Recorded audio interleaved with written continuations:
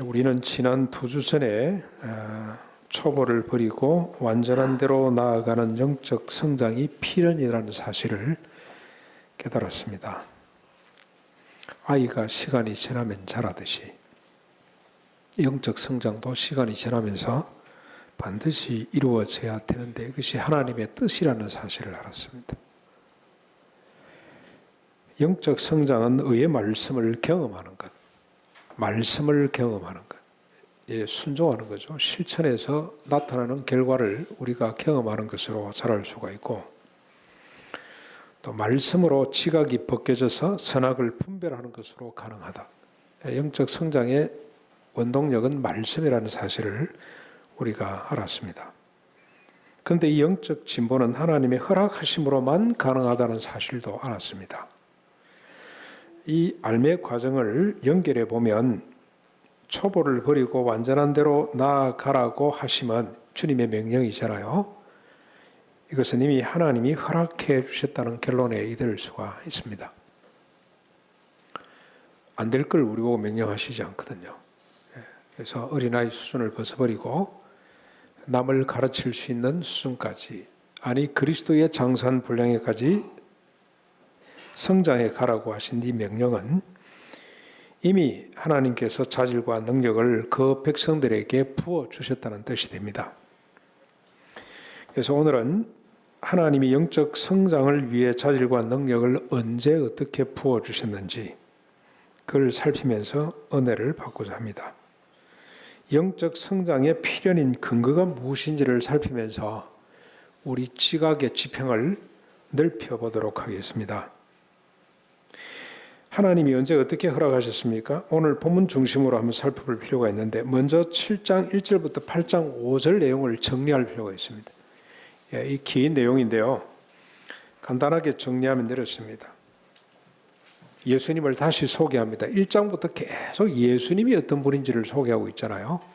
천사보다 더 귀한 분이고, 아브라함이 바라봤던 분이고, 예수님에 대한 소개가 계속되는데 7장 1절로 8장 5절까지에도 예수님을 소개하고 있습니다. 크게 3가지입니다. 예수 그리스도는 아론이 아니고 멜기세덱의 반차를 쫓아왔다는 겁니다. 아론의 후손이 아니고 아론의 계보가 아니라 멜기세덱의 계보로 왔다. 그런데 멜기세덱이 누군지는 아무도 모릅니다. 부모가 없습니다. 스스로 존재한다는 거죠. 그래서 아주 신비스러운 인물입니다. 영적 인물, 어떤 사람들은 하나님의 어떤 모습이 아닌가, 하나님의 현현, 그렇게 해석하는 사람이 있습니다만, 히브리서에서는 어떻게 이야기합니까? 너무 그걸 알려고 하지 말아라. 설명을 해도 알아듣지 못한다라고 넘어갑니다. 멜기세덱의 반차를 쫓아오신 분이다 하는 게 핵심 내용이고, 그 예수님이 지상의 모든 제사장들의 본체이신 한 대제사장이 되셨다.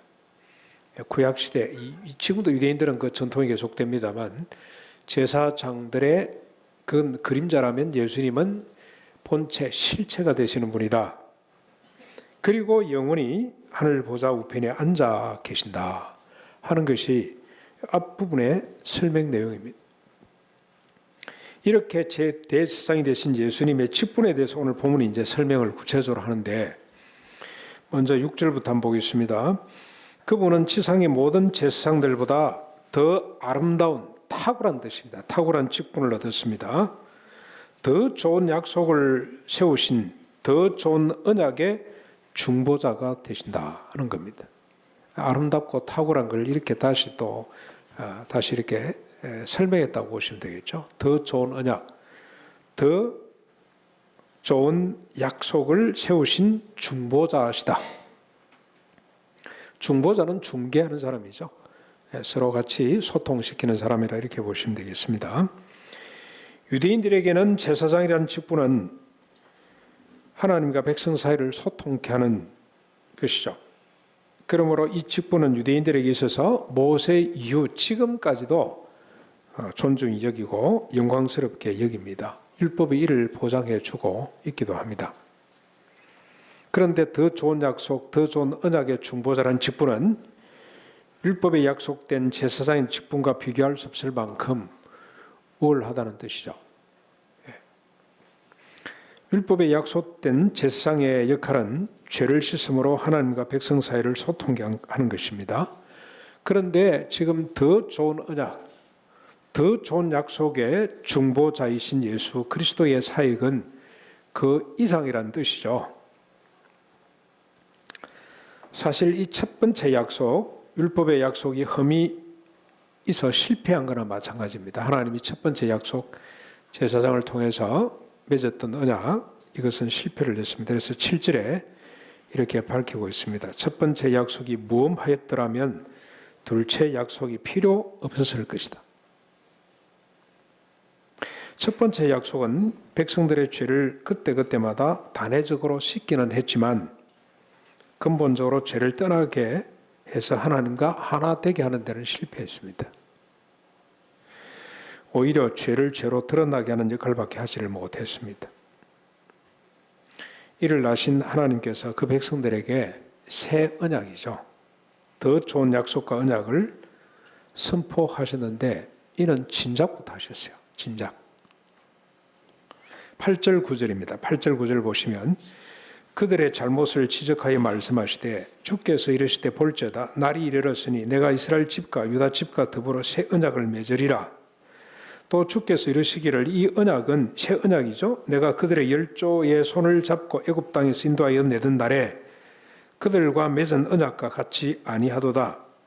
그들은 내 언약 안에 머물러 있지 아니하므로 내가 그들을 돌보지 아니하였노라고 말씀을 하셨습니다. 이 말씀이 에레미야 31장에 나오는 말씀입니다. 31절부터 33절에 보면은 이 말씀이 그대로 기록이 되어 있는데 그걸 인용해서 한 이야기죠. 날이 이르리니라고 했습니다. 새 언약을 맺는 날이 이를 것인데 그 날이 언제냐면 북쪽 이스라엘뿐만 아니라 남쪽 유다도 망해서 바벨론의 포로로 끌려가 있다가 돌아오는 그 날입니다. 돌아오는 그 날에 하나님이 새 언약을 맺으시겠다고 말씀을 하고 있는 겁니다. 그런데 이 새 언약은 하나님이 이스라엘을 애굽에서 손잡고 이끌어내실 때 맺은 언약하고는 차원이 다르다는 겁니다. 하나님이 이스라엘 백성들을 손잡고 나오면서 맺은 언약이 있죠. 그걸 우리가 모세 시내산 언약이라고 그럽니다. 그리고 주님이 또 한 번 언약을 맺습니다. 모압 평지에서 똑같은 언약을 또 맺어요.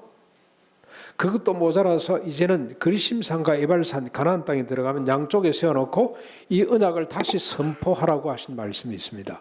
그 언약이 뭐냐면 내가 준 율법이죠. 613가지를 잘 지키면 너희들이 들어와도 복을 받고 나가도 복을 받고 떡반죽 그릇에도 복을 받고 살강 위에도 복을 받고 집안에도 복을 받고 들판에서도 복을 받고 내 우양에 있는 소와 양들이 복을 받을 것이다. 그러나 613가지 말씀을 지키지 못하면 이 계명을 지키지 못하면 저주를 받아 진멸당할 것이라는 것이 그게 언약이에요. 첫 번째 맺은 언약입니다. 그걸 시내산에서 맺었고 모압 평지에서 또 한번 맺고 그리고 그리심산 에발산 여호수아가 백성들을 데리고 와서 그렇게 양쪽으로 세워놓고 다시 한 번 더 확정했던 언약입니다. 그런데 새 언약은 차원이 다르다는 거죠. 그렇게 맺지 않는 겁니다. 그 언약하고는 본질적으로 내용이 다르고 차원이 다릅니다. 새 언약, 더 좋은 약속, 더 좋은 언약이 무엇입니까? 오늘 이제 본문이 밝히는데 10절부터 12절이 밝히고 있습니다. 다른 성경과 순서를 맞추기 위해서 먼저 12절부터 보겠습니다. 이 새 언약이 뭔지. 이게 영적 성장의 근본이 되는데 우리가 이 사실을 잘 아셔야 되겠죠. 새 언약이 무엇인지를 살펴보십시다. 왜냐하면 새 언약은 여기 한 번만 한 것이 아니고 주님이 돌아오는 날 언약을 맺겠다고 했는데 실제는 보면 모세한테 시내산 언약을 맺고 모압 평지 언약을 맺고 또 주님이 하신 말씀이 있어요. 이 백성들이 언약을 지키지 못할 것이다. 내가 새 언약을 너희들과 맺을 것이다 라고 말씀을 하셨어요. 그리고 구약 성경에 보면 선지자들 통해서 이 새 언약이 도배를 하고 있습니다.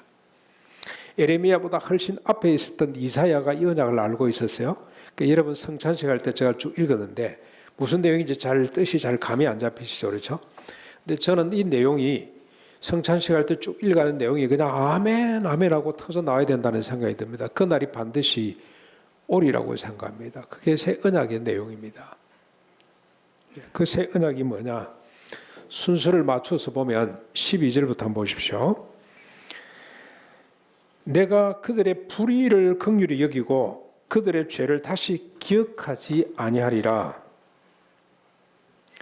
불의를 긍휼히 여긴다는 이 말이, 그러면 옛날에는 불의를 긍휼히 여기지 않으셨나? 그렇게 생각할 수도 있죠. 주님이 짐승의 피를 받고 백성들의 불의를 깨끗이 용서해 주었잖아요. 근데 다시 불의를 내가 긍휼히 여긴다, 이 말은 무슨 말이죠? 근데 여러분, 이 성경의 자세한 번역에 보면 이 불의는 불의의 근본입니다. 근본 타락하고 부패한, 그래서 하나님 말씀대로 살 수 없었던 이 불의를 근본적으로 긍휼히 여긴다는 겁니다. 불쌍히 여긴다는 뜻입니다. 단순히 죄 용서의 차원이 아니라 죄를 지을 수밖에 없는 인간의 근본적인 그 상태를, 불의한 상태를 긍휼히 여기고 회복하신다는 의미입니다. 이제 10절, 11절을 한번 보십시다. 조금 있다가 여기 어떤 내용인지 다시 보충이 되니까 10절을 보시면, 또 주께서 이르시되 그날에 내가 이스라엘 집과 맺을 언약은 이것이니 내 법을 그들의 생각에 두고 그들의 마음에 이것을 기록하리라. 나는 그들에게 하나님이 되고 그들은 내게 백성이 되리라. 잘 들어보세요. 더 좋은 언약, 새 언약은 하나님의 법, 하나님의 말씀을 어디다가 새깁니까? 생각에다 둡니다. 그리고 마음판에 새기게 됩니다. 새 언약은 하나님의 법을 사람의 생각에 두고 마음에 기록한다면, 옛 언약은 어디다 기록을 했습니까? 생각과 마음에 두고 기록하지 않았다는 뜻이죠. 그렇죠? 바울이 이걸 잘 설명을 했죠. 고린도 후서 3장 3절에 보면 옛 언약을 어디다 기록했냐 하는 걸 잘 밝히고 있는데, 옛 언약에서는 하나님의 말씀을 먹으로 쓰기도, 종이에 쓰기도 하고 바위에 새기기도 했습니다. 돌에다 새기기도 했습니다. 실제로 하나님의 십계명, 모든 계명의 대표격이라고 할 수가 있는, 표본이라고 할 수 있는 십계명을 어디다 기록했습니까? 돌판에 기록을 했어요. 돌을 직접 가지고 올라오라고 그러고 하나님이 거기다 기록을 해주셨어요. 근데 그 돌판을 어디다 보관을 했습니까? 언약궤에 보관을 했습니다. 법궤에다 보관을 했어요. 아론의 지팡이하고 만나를 담았던 항아리 세 가지가 언약궤 안에 있었습니다. 주님이 직접 돌판에다 기록을 해서 언약궤 안에 보관을 하도록 만들었습니다. 그런데 새 언약은 돌판에 또는 종이에다 기록하지 않고 마음판에다 기록을 하겠다는 겁니다. 11절 맞아 한번 보십시다. 또 각각 자기 나라 사람과 각각 자기 형제를 가리켜 이르기를 주를 알라 하지 아니할 것은 그들이 작은 자로부터 큰 자까지 다 나를 알미라. 더 좋은 언약, 새 언약은 하나님의 말씀을 각각의 생각과 마음에 기록함으로 작은 자로부터 큰 자 이르기까지, 여기 최상급을 썼어요. 가장 작은 자로부터 가장 큰 자 이르기까지 모든 사람들이 더 이상 하나님을 알아라고 말할 필요가 없다. 마음판에 다 새겨졌기 때문에, 지워지지 않도록 하나님께서 마음판에 새기기 때문에, 돌에 새겨놓으면 모를 수도 있어요. 안 본 사람은 모를 수도 있고 그렇습니다만 마음판에 새겨졌기 때문에 누구든지 다 알고 있다 이 말입니다. 그래서 큰 사람이 작은 사람한테 너 공부 좀 해라, 하나님 말씀을 좀 배워봐라, 그렇게 할 필요가 없을 정도로 주님께서 각각 마음속에 다 기록해 두셨다는 뜻입니다. 이처럼 본문이 밝히는 더 좋은 언약과 새 언약은 두 가지죠. 두 가지. 첫째는 하나님이 사람들의 불의의 본성을 긍휼히 여기사 그들의 죄를 다시는 기억하지 않을 만큼, 이걸 에스겔은 새롭게 한다는 표현을 썼습니다. 그 마음을 새롭게 해주시는 겁니다. 그 존재를 새롭게 빚어주셨다는 뜻입니다. 새 마음을 주신다는 뜻입니다. 옛날 마음은 어땠습니까? 옛날 마음은 자꾸 하나님께로부터 도망을 가고 하나님 말씀을 지킬 수 없는 딱딱하고 돌처럼 굳은 마음이라고 표현을 했고요. 주님이 우리를 불러서 예수 그리스도의 피를 뿌려 정결케 할 뿐만이 아니고 우리 마음을 어린아이 살처럼 부드러운 마음으로 바꿔주신다는 말씀을 했어요. 새 마음이 되었다는 겁니다. 단지 한번 씻고 그 마음을 그대로 내버려 두면 우리 주님은 새 언약의 주인인 참 대제사장이 될 수가 없어요. 옛날 제사장 수준에 머물러 있는 겁니다. 그러나 우리 예수님을 대제사장으로 주님이 다시 세우시고 그로 하여금 하신 일이 뭐냐면 우리 껍데기만 씻는 것이 아니고 근본 마음을 새롭게 해주는 겁니다. 거기다가 하나님이 자신의 법을 사람들의 새 마음에 새겨주십니다. 그래서 다시는 가르칠 것이 없을 정도로 주님을 알게 하고 주님과 서로 하나가 되게 해주셨습니다. 이 새로운 언약이 영적 성장의 근본이 됩니다. 이 일은 대제사장이 되신 예수 그리스도의 피 흘림으로 이루어진 일입니다.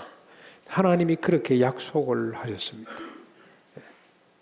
우리 지금 이해가 안 되는 게 이걸 여러분 자꾸 지성적으로 이해를 하려고 그러지 마시고 하나님이 언약을 하셨다는 걸 믿음으로 바라보셔야 됩니다. 이것이 새 언약입니다. 이제 새 언약이 어떻게 영적 성장의 근본이 되는지를 한번 또 좀 더 들어가서 한번 살펴보십시다.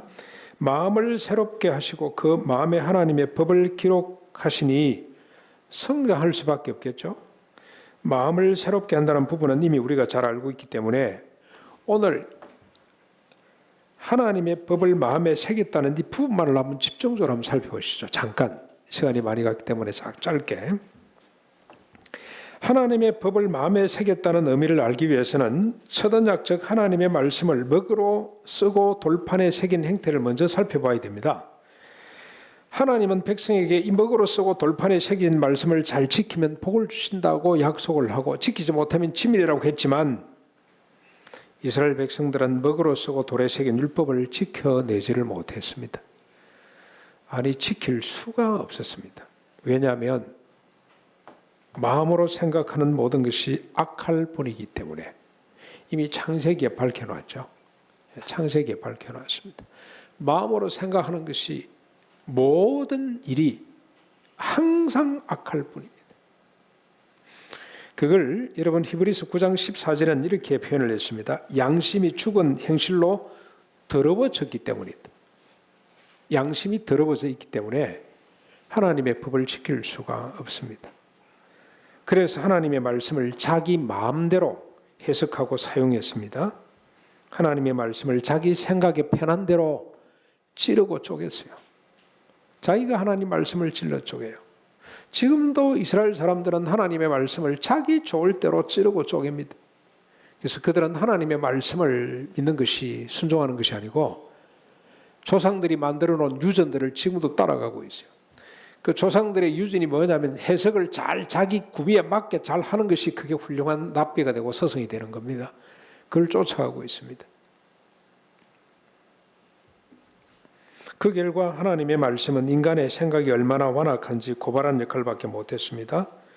인간이 얼마나 자기중심적으로 욕망의 존재인지를 드러내는 도구에 지나지 않았습니다. 그래서 하나님의 첫 번째 언약은 진멸이라는 심판으로 끝날 수밖에 없었습니다. 그래서 하나님은 새로운 언약을 세우고 행하셨는데 먼저 사람들의 마음을 깨끗하게 하셨고 그 마음에 하나님의 말씀을 기록했습니다. 그랬더니 어떤 현상이 나타났습니까? 마음에 새겼더니 고린도후서 3장 3절에 보면 이런 말씀이 있어요.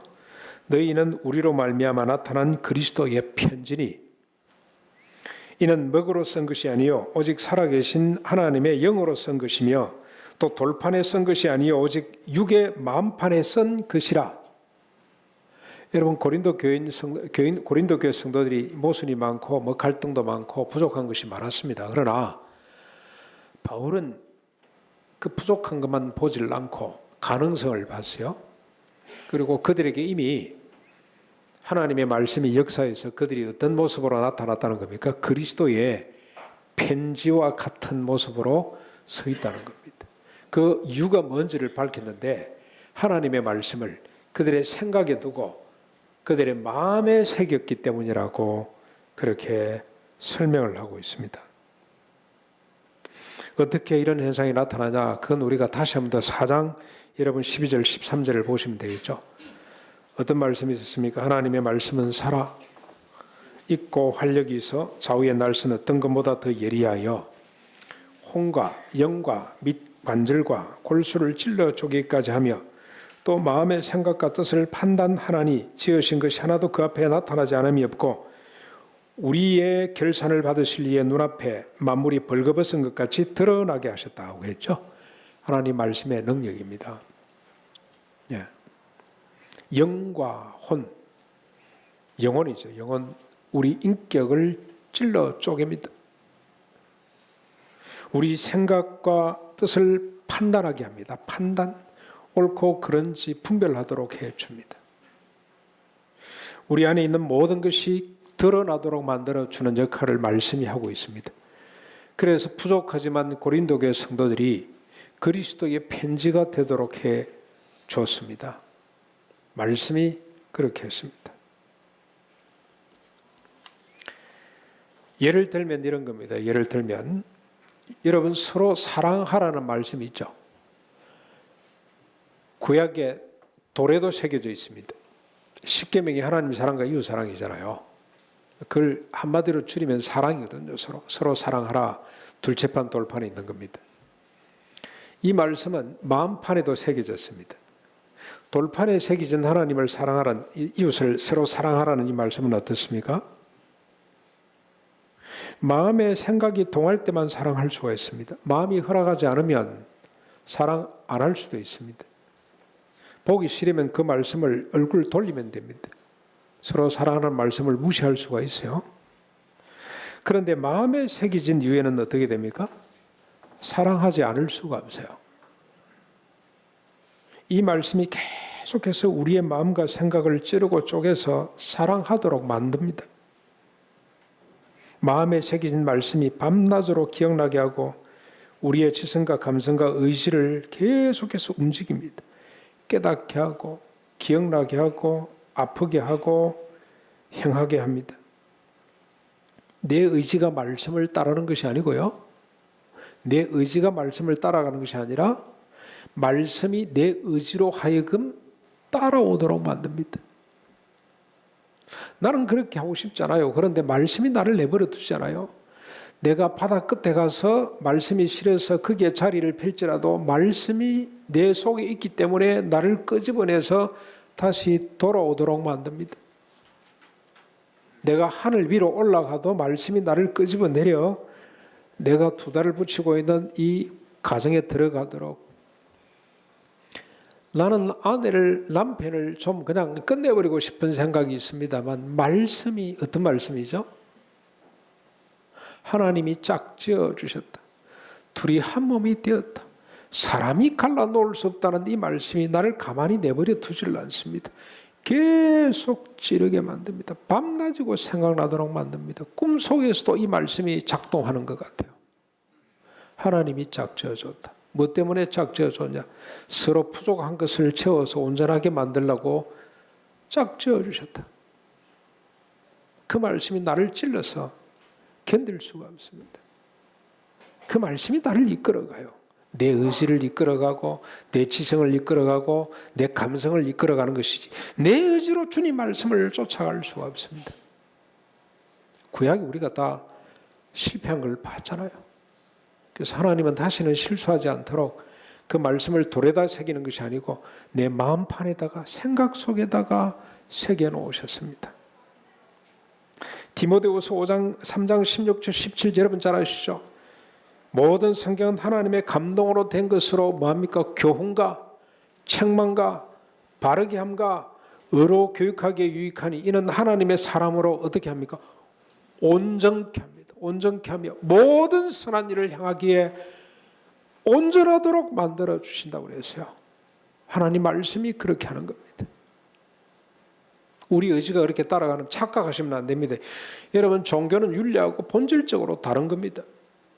어떻게 우리가 우리 자신을 훈련하고 연마해서 서로 사랑하라는 말씀을 쫓아갈 수가 있겠어요? 그렇게 쫓아가는 사람들은 아주 교만한 자들이 됩니다.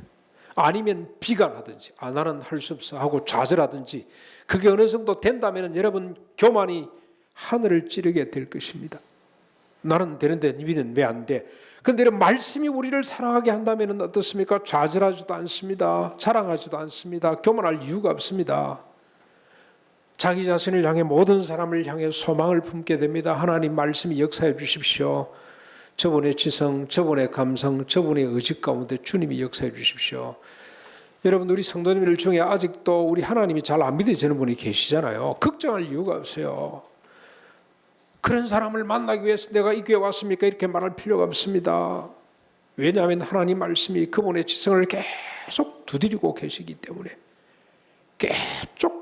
조금 깨뜨려서 하나님 사람으로 빚어가기 때문에 말씀을 믿어야 되지. 그런 사람을 정죄하거나 비판하거나 수준이 낮다거나 그건 여러분 불신앙입니다. 그건 율법적 사고방식입니다. 복음이 아닙니다.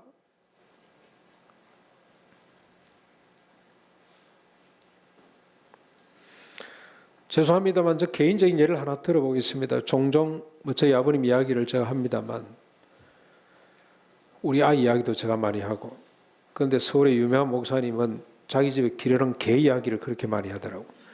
그런데도 교인들이 은혜를 다 받아요. 그게 참 다르구나 그런 생각이 드는데 죄송합니다만 저희 가정 이야기를 한 번씩 하시도 이해를 해 주십시오. 저는 아버지를 정화하는 환경 속에서 자랐습니다. 술로 인해 우리 어머니를 너무 괴롭혔기 때문입니다. 그런데 놀라운 건 우리 어머니가 도무지 기억을 못한다는 사실이 있죠. 누가 우리 어머니 마음을 그렇게 만들었을까요? 하나님 말씀이 그렇게 만들었다고 저는 믿습니다. 우리 어머님이 신념이 강하고 숭고한 사랑을 가졌기 때문에 그게 아니고요. 하나님 말씀이 우리 아버님의 과거에 대해서 생각을 깡그리 지어버린 거예요. 이름을 실고 본 용서해라. 그래서 기억을 못해요. 농담인 줄 알고 아무리 이야기를 해봐도 동일한. 저는 이런 환경 속에서 살았습니다. 저의 지성과 감성과 의지는 아버지를 정화할 수밖에 없었습니다. 그러나 내 마음 깊은 곳에 새겨진 하나님의 말씀은 더 이상 우리 부친을 정화할 수 없도록 만들었어요. 정화는 내 마음을 찌르고 쪼갰습니다. 정화했던 생각을 토설하게 만들었어요. 어디 가서 토설하냐? 저는 수련회 가서 토설했습니다. 우리 용남이가 수련회 가서 자신이 죄인임을 깨닫게 했다는 것처럼 청소년 때는 수련회가 정말 제가 중학교 때죠. 초등학교 이름 성형학교 때는 잘 몰랐고 중학교부터 제가 이게 깨달았어요. 내가 아버지를 정화하고 있구나. 그래서 하나님 앞에 토설하기 시작했습니다. 그리고 부친에 대한 안타까운 마음을 불러 일으켜 주었습니다. 마음에 새겨진 하나님 말씀이 나로 하여금 부친을 사랑한다고 고백하도록 만들었습니다. 그래서 저는 군생활 33개월 동안 매주 한 달에 한 번이 아니고요. 매주 토요일마다 아버지께 편지를 쓰게 만들어 주었습니다. 아버님 전상서, 아버님 사랑합니다. 조금만 기다려 주십시오. 제대와 동시에 아버지를 제가 잘 모시겠습니다. 나로부터 절대로 나올 수 있는 마음이자 말이자 행동이 아닙니다. 마음에 새겨진 하나님 말씀이 빚어낸 지성과 감성과 의지였습니다. 사랑하는 성도 여러분, 우리가 믿는 예수님은 멜기세덱의 반차를 쫓아 대제사장이 되셨습니다. 우리가 구주로 영접한 예수님은 자신의 피로 우리를 정결케 하고 우리의 마음을 새롭게 해 주셨습니다. 지금도 하늘 보좌에서 우리를 위해 중보하시는 예수님은 새롭게 된 우리 마음에 성령님을 통해서 계속해서 말씀을 새겨주시고 그 말씀을 기억나게 해 주십니다. 우리 성령님의 큰 역사 가운데 역할 가운데 하나가 예수님의 말씀을 기억나게 하는 겁니다. 적재적소에 기가 차게 기억나게 하는 것이 성령님의 역사 가운데 하나입니다. 이렇게 새겨진 하나님 말씀이 우리의 지성과 감성과 의지를 온전하게 할 것입니다. 우리 영혼을 소성케 하고 우둔한 우리를 지혜롭게 할 것입니다. 우리의 마음을 기쁘게 하고 우리의 눈을 밝게 해 줄 겁니다.